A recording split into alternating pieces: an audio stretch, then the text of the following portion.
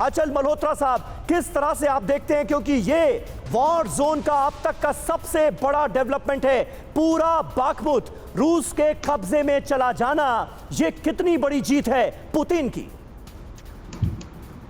देखिए समीर, एक लिहाज से देखा बाखमुत जिसके कंट्रोल के लिए जो लड़ाई चल रही थी पिछले शायद 224 दिन, वागनर ग्रुप के चीफ ने भी कहा कि 224 दिन के ऑपरेशन के बाद ये हमारे कंट्रोल में आया है जी। तो अपने आप में तो ये बहुत इंपॉर्टेंट है। लेकिन एक शहर को कब्जा करने में अगर रशिया को 224 दिन लगे हैं तो ये इस बात को भी दर्शाता है कि आने वाले वक्त में अगर किस गति पे ये युद्ध आगे बढ़ने वाला है। तो इस समय मुझे लगता है कि रशिया की प्रायोरिटी ये है कि जो भी इलाके उसके पार्शियल या फुल कंट्रोल में आ गए हैं वहाँ अपनी पोजीशन को कंसोलिडेट करें और ये इंश्योर करें कि ये दोबारा यूक्रेन के हाथ में नहीं चले जाए। और यूक्रेन की जाहिर है कोशिश ये है कि यूक्रेन की धरती से जहाँ तक हो सके वो रशिया को बाहर खदेड़े। तो और इस उठापटक में ना रशिया पीछे हट रहा है, ना वेस्ट ना अमेरिका जो है पीछे हट रहा है यूक्रेन को सपोर्ट करने में। तो आने वाले दिन में जो हम पिक्चर विजुअलाइज कर रहे हैं यहाँ बैठ के, वो तो यही है कि आने वाले महीनों महीनों शायद सालों साल ये लड़ाई चलती रहेगी जब तक कोई बीच पेचाप नहीं होगा या कोई निर्णायक उस पोजीशन पे ये युद्ध नहीं पहुंच जाएगा। तो निर्णायक पोजीशन, निर्णायक क्षण कब आएगा? क्या फिर लड़ाई को इतना बढ़ा दिया जाएगा कि वो सरेंडर करने की नौबत आ जाए यूक्रेन की?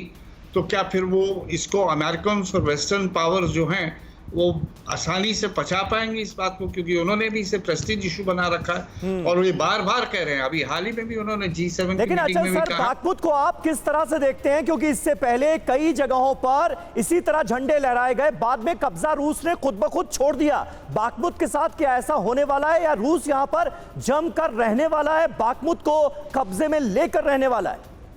नहीं, मुझे लगता है कि अब बाखमुत जो इतनी जद्दोजहद के बाद आया है वो उसे नहीं छोड़ेगा, क्योंकि ये वागनर ग्रुप ने भी इसे एक अपनी प्रेस्टीज इशू बना लिया था और एक स्टेज पे कुछ ऐसी खबर भी आ रही थी कि वो मॉस्को से नाराज था कि आप हमें इनफ सपोर्ट नहीं दे रहे हैं, इनफ वेपन्स नहीं दे रहे हैं, और कई बार येवगेनी प्रिगोजिन ने बाकायदा खुलेआम सबके सामने इस नाराजगी का इजहार भी किया। इस बीच 4 अहम तस्वीरें हम आपको दिखाने जा रहे हैं, क्योंकि ये बहुत बड़ा डेवलपमेंट है जो वॉर जोन से सामने आ रहा है। इतने महीनों की जंग के बाद बाखमुत पर रूस का पूरी तरह से कब्जा हो गया है।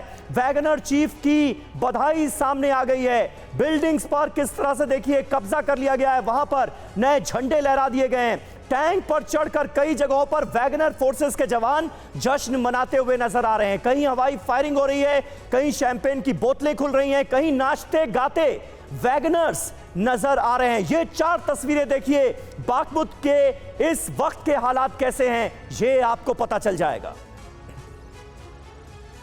और आइए बाखमुत की ये जो पूरी वॉर हुई इसकी टाइमलाइन अब हम आपके सामने रखने जा रहे हैं। 1 अगस्त 2022 को बाखमुत की लड़ाई शुरू हुई थी और पोपासना से बाखमुत की ओर रूसी लड़ाकों को भेजा गया। अक्टूबर 2022 वैगनर ग्रुप के लड़ाकों को बाखमुत वॉर की जिम्मेदारी दी गई। येवगेनी प्रिगोजिन को यहां पर भेजा गया, उनकी फोर्स को भेजा गया। मार्च 2023 बाखमुत का नदी पर वैगनर ग्रुप ने कब्जा किया, यह भी एक बड़ा डेवलपमेंट था। 20 मई 2023 वैगनर ने पूरे बाखमुत पर जीत का दावा कर दिया है और व्लादिमीर पुतिन ने उन्हें जीत की मुबारकबाद दी है।